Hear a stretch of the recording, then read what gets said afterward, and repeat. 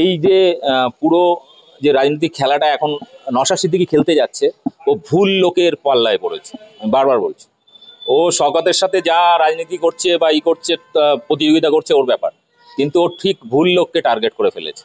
আমার নাম দীপক ব্যাপারী, ঠিক আছে? কার্তিক মহারাজের চ্যাপ্টার ক্লোজ। আমি জাস্ট কার্তিক মহারাজের চ্যাপ্টারটা শুরু করেছিলাম, কোর্টে মামলা চলছে।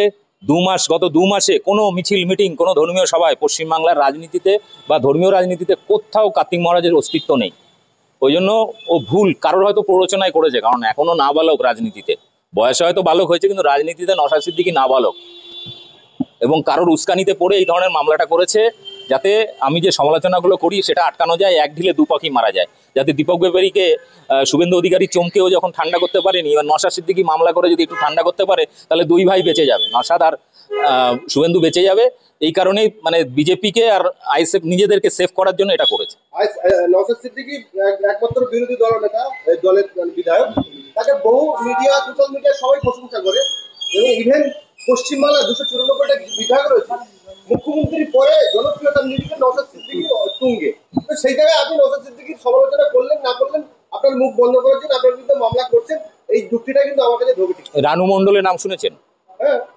বাদাম কাকুর নাম শুনেছেন? শুনেছি আমি, ওই চাওয়ালা। ঠিক আছে, বিষয়টা হচ্ছে যে এরকম ভাইরাল হয়, অনেক সময় ভাইরাল হয়, কিন্তু কেসটা হচ্ছে তাদের অস্তিত্ব ওই উল্কাপিণ্ডের মতো, ধপাস করে উজ্জ্বল হয়, ধপাস করে গায়েব হয়ে যায়। পশ্চিমবাংলার রাজনীতিতে এরকম মসিয়া, মানে মুসলিমদের নেতা হিসেবে কতগুলো নাম বলুন, আপনারা বড় বড় নাম পেয়ে যাবেন। সিদ্দিকুল্লাহ ছিল বিশাল বড় মসিয়া, এখন মুসলিমদের অনেকে গালাগালি করে। আইএসএফ নওশাদ সিদ্দিকী আমার কাছে শিশু। আপনি কোন দলটা করেন? আমি কোনো দল করি না, আমি বরং রাজনীতিকে ব্যবহার করতে শিখি। মাঠে খেলতে গেলে ফুটবল খেলতে গেলে আমি ব্যবহার করি। ফুটবল লাগে, আর ক্রিকেট খেলতে গেলে ব্যাট বল। আমি হচ্ছি, আপনি রাজনৈতিক দলকে নাকানি চুবানি খাওয়াচ্ছেন, তাহলে রাজনৈতিক দলে কিভাবে নাকানি চুবানি? ধরুন আমি যদি পশ্চিমবাংলায় না থেকে বিহারে থাকতাম, আরজেডিকে দিয়ে, লালু প্রসাদকে দিয়ে আমরা বিজেপিকে আটকানোর চেষ্টা করতাম। আমি যদি দিল্লিতে থাকতাম, কেজরিওয়ালকে দিয়ে আটকানোর চেষ্টা করতাম। আমি যদি ইউপি থাকতাম, সমাজবাদী পার্টিকে দিয়ে বিজেপিকে আটকানোর চেষ্টা করতাম। আমি যদি দক্ষিণ ভারতে যেতাম, স্টালিনকে দিয়ে, কোথাও হয়তো সিপিএম, কেরলে সিপিএমকে দিয়ে, কোথাও কংগ্রেসকে দিয়ে। পশ্চিমবাংলায় তৃণমূল অন্তত বিজেপিকে হারানোর মতো জায়গা বা টক্কর দেওয়ার মতো জায়গায় আছে। বাকি দলগুলোর ভোট পার্সেন্টেজ কত? সব মিলিয়ে হবে 10%।